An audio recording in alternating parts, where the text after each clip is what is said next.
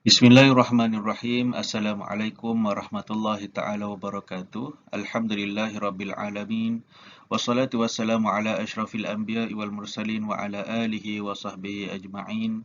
Qala rabbi shrah li sadri wa yassir li amri wahlul 'uqdatam min lisani yafqahu qawli. Subhanaka la ilma lana illa ma 'allamtana innaka antas samiul alim wa la haula wa la quwwata illa billahil aliyyil azim. Okey, baik. Tajuk perbincangan kita pada kali ini adalah berkaitan dengan adab berjalan dan yang mana kita akan belajar berkaitan dengan apa adab-adab sebelum kita berjalan, apa adab-adab semasa berjalan, kemudian apa lagi perkara yang dilarang ketika kita berjalan, hikmah dan faedah melakukan adab ataupun beradab ketika berjalan dan apa akibat kalau kita tidak beradab semasa kita berjalan. Kemudian ada juga doa sebelum memulakan perjalanan. Okey, untuk teruskan perbincangan kita, jom kita mulakan dengan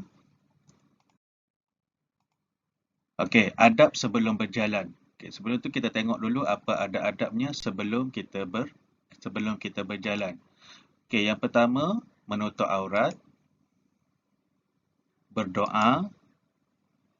Yang ketiga, memakai alas kaki. Yang keempat, mulakan dengan langkah kanan. Yang kelima, meminta izin daripada kedua ibu bapa. Niat berjalan dengan tujuan yang baik. Okey, ini adalah di antara adab-adab sebelum kita berjalan. Yang pertama, kena pastikan kita tu menutup aurat dengan betul lah, pakaian yang proper. Okey, kemudian kena berdoa daripada kita memulakan perjalanan. Okey, kemudian memakai alas kaki. Pastikan masa berjalan tu kita pakai alas kaki, selipar ke, kasut ke, tak kisahlah, asalkan kita pakai.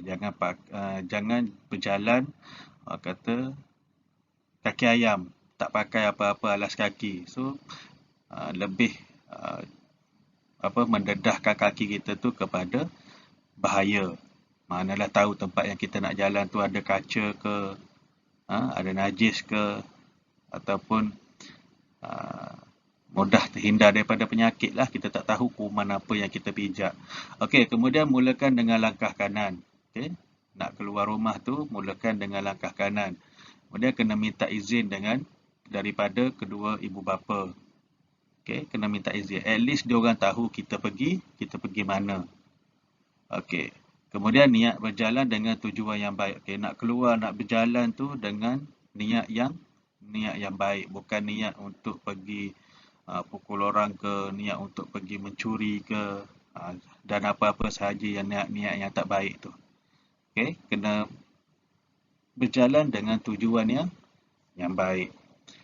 Okey, seterusnya adab semasa berjalan. Okey, apa adab semasa berjalan?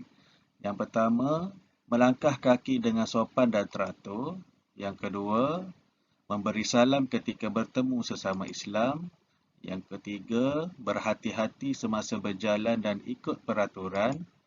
Yang keempat, menundukkan sedikit kepala ketika berjalan. Okey, yang kelima, memberi laluan kepada orang yang lebih tua. Yang keenam, peka dengan keadaan sekeliling. Okey, ini antara adab-adab semasa berjalan. Melangkahlah dengan secara sopan dan teratur. Okey. Memberi salam ketika bertemu sesama Islam. Jumpa orang, saudara kita se-Islam, jumpa orang sesama Islam, kita bagi salam semasa kita berjalan. Okay. Kemudian berhati-hati semasa berjalan dan ikut peraturan di perjalanan. Kalau kita berjalan pergi taman ke, kena ikut peraturan dekat taman. Jangan langgar peraturan. Kemudian nak berjalan tu, tundukkanlah sedikit kepala supaya kita ni tidak nampak bermegah ataupun sombong. Terlalu sombong jalan, muka sampai kepala kita mendongak macam tu, mendabik dada orang kata. Kemudian memberi laluan kepada orang yang lebih tua. Kalau jumpa dengan pakcik-makcik yang lebih tua tu, jangan halang laluan mereka, tapi kitalah ke tepi sikit untuk bagi laluan kepada mereka terlebih dahulu. Okey, dan kita kena peka dengan keadaan sekeliling. Manalah tahu di sekeliling kita tu terdapatnya bahaya ke uh, apa apa-apa je lah, bunyi kenderaan daripada belakang. Mungkin kita tak tahu. Kena peka dengan keadaan sekeliling. Okey, supaya tidak nak mengelakkan daripada bahaya. Okey, seterusnya, perkara yang dilarang ketika berjalan. Perkara yang dilarang ketika berjalan. Okey, antaranya berjalan sambil makan dan minum, berjalan di tengah jalan,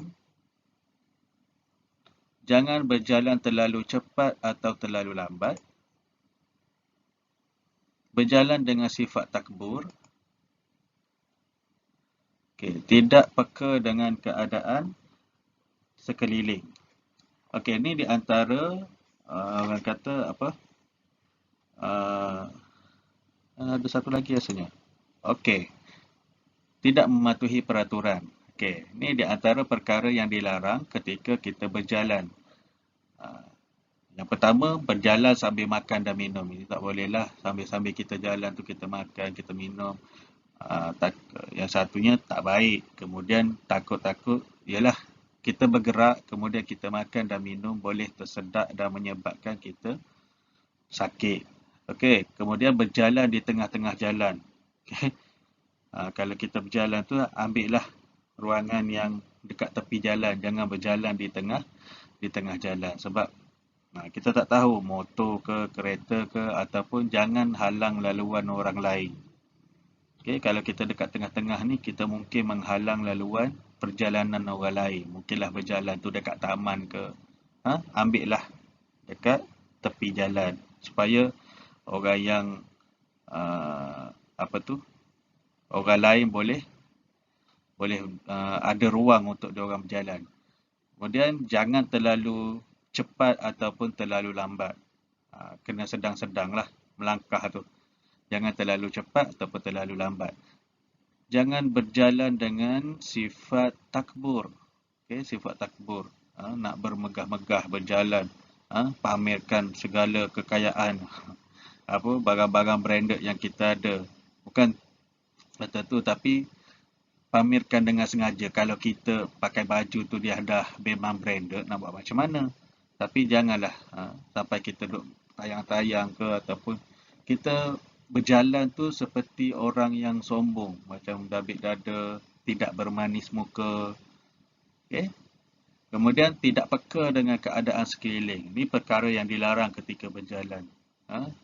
Itu sebabnya kalau kita berjalan sambil ada earphone dekat telinga, mungkin itu akan menyebabkan kita terlalu fokus kepada lagu ataupun apa-apa yang kita dengar saja, tapi kita tak tahu apa yang terjadi di sekeliling kita.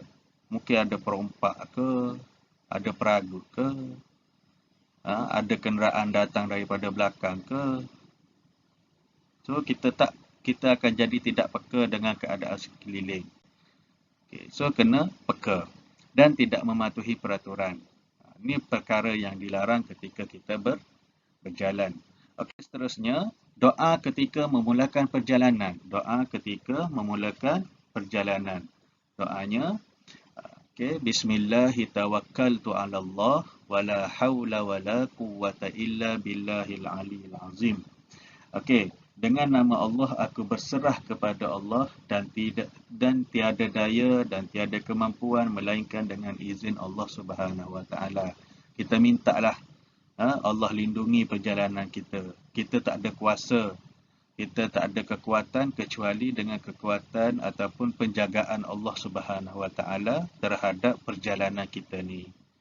Kena minta. At least bacalah bismillah. Okey? Ataupun apa-apa doa sebelum kita memulakan perjalanan. Okay, seterusnya, faedah mengamalkan adab berjalan. Okay, faedah mengamalkan adab berjalan. Yang pertama, mewujudkan suasana harmoni, selamat dalam perjalanan, ramai kenalan dan kawan, mengeratkan silaturahim,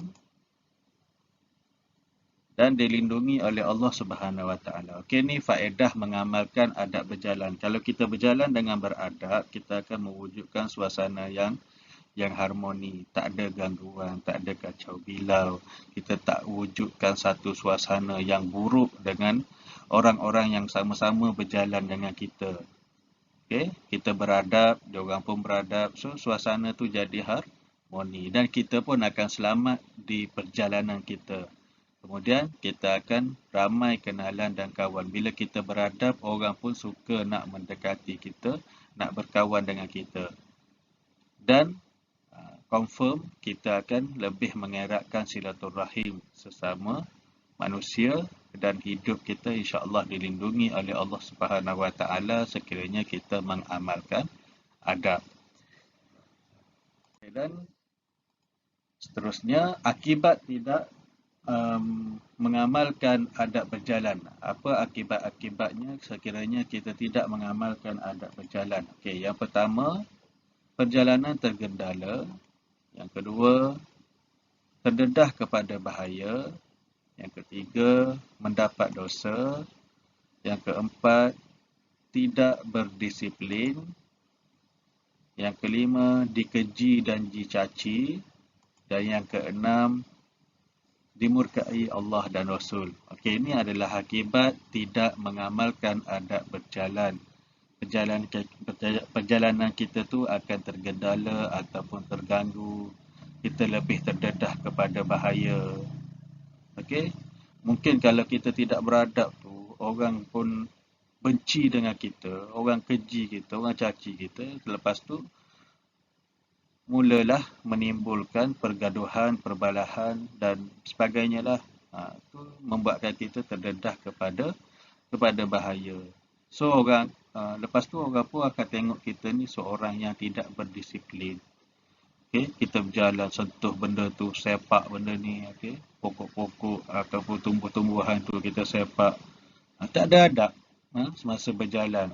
Dan itu akan membuatkan kita adalah insan yang dimurkai oleh Allah dan Rasul.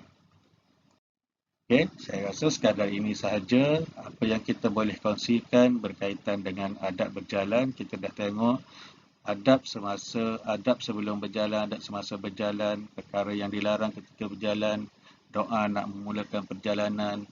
Kemudian apa lagi? Faedah mengamalkan adab berjalan, akibat tidak mengamalkan adab berjalan semua. Okey, semoga ianya dapat membantu untuk mengulang kaji pelajaran subjek adab tahun 4. Okey, wallahu a'lam bissawab. Kita jumpa di video yang akan datang. Assalamualaikum warahmatullahi taala wabarakatuh.